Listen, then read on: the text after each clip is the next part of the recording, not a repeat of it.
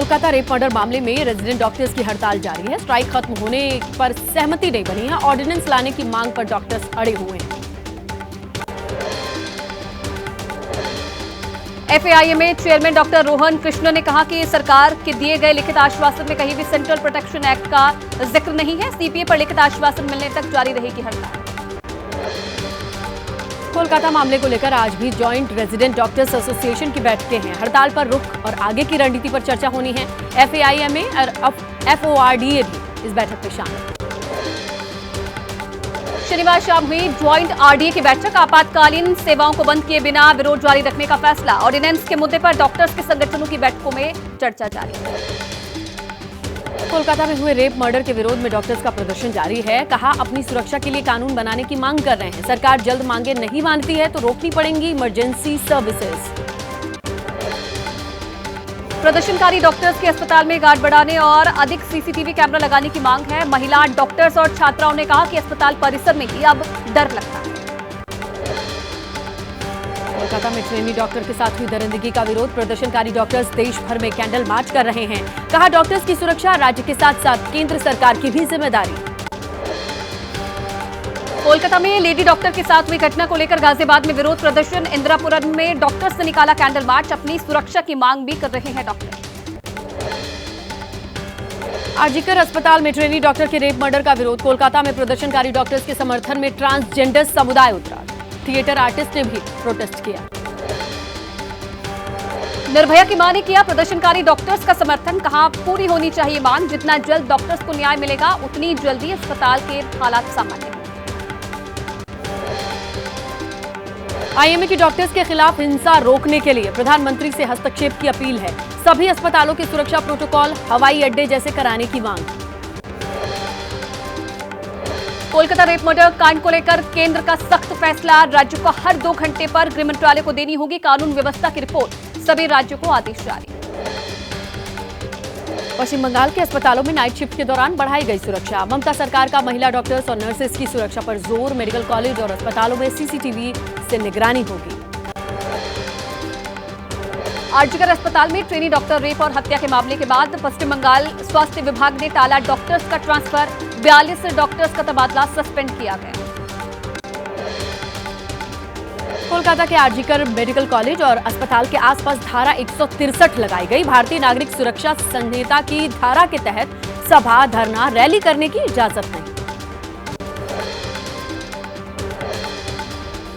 कोलकाता में डॉक्टर के रेप और मर्डर का मामला। आज आरोपी का होगा साइकोलॉजिकल टेस्ट। दिल्ली से कोलकाता पहुंची सीएफएसएल की टीम। सूत्रों के मुताबिक शव के पास मिली डायरी के कई पन्ने फटे मिले हैं। डॉक्टर्स के पास अमूमन एक डायरी होती है, लेकिन पेजेस को फाड़ा गया है। इस तरीके से फाड़ा गया है कि शक गहराया। पश्चिम बंगाल के राज्यपाल सीवी आनंद बोस ने एबीपी न्यूज से कहा कि दुख की बात है कि कोलकाता पुलिस ठीक तरीके से अपना काम नहीं कर रही है। सरकार को कार्रवाई करनी चाहिए, प्रदर्शन नहीं।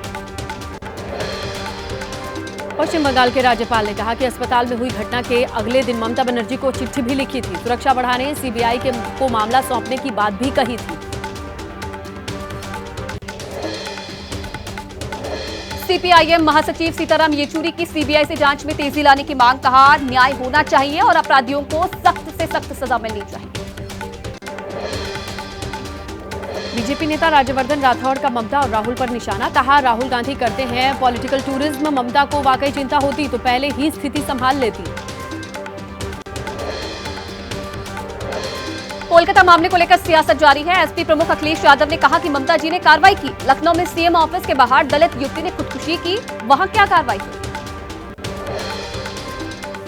अखिलेश यादव के बयान पर बोली बीजेपी सांसद अपराजिता सारंगी। बीजेपी करती है सकारात्मक राजनीति। पूछा, महिलाओं के अधिकार के लिए खड़ा होना क्या राजनीति है? पश्चिम बंगाल के मुर्शिदाबाद में फार्मेसी के छात्र का शव मिला। परिवार का हत्या का आरोप, परिजनों का दावा। हत्या के बाद पंखे से लटका दिया गया शव। उदयपुर में आज भी इंटरनेट सेवा बंद। चाकूबाजी के बाद हुई हिंसा को देखते हुए रात 10 बजे तक इंटरनेट बंद रखने का फैसला लिया गया। डीएम ने कहा, माहौल शांत है, सभी अपने काम पर लौटे। चाकू लगने से घायल बच्चे की हालत ऑपरेशन के बाद ठीक है। आरएनटी मेडिकल कॉलेज के प्रिंसिपल विपिन ने कहा कि बच्चे के ब्रेन डेड होने वाली अफवाह गलत है। चार्टर्ड विमान से बुलाए गए एक्सपर्ट डॉक्टर्स।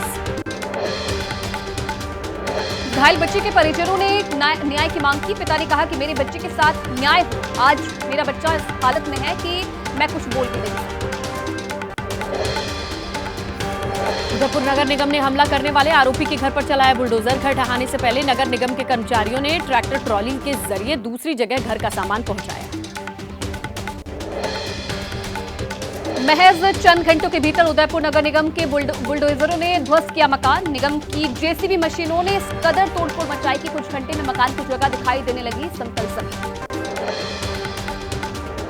सलीम शेख की पत्नी का आरोप, उदयपुर नगर निगम के कोने के लोगों ने भाई के मकान पर बुलडोजर चलाया। मैं तो वहां किराए पर रहती थी, लेकिन किराए की कोई रसीद नहीं।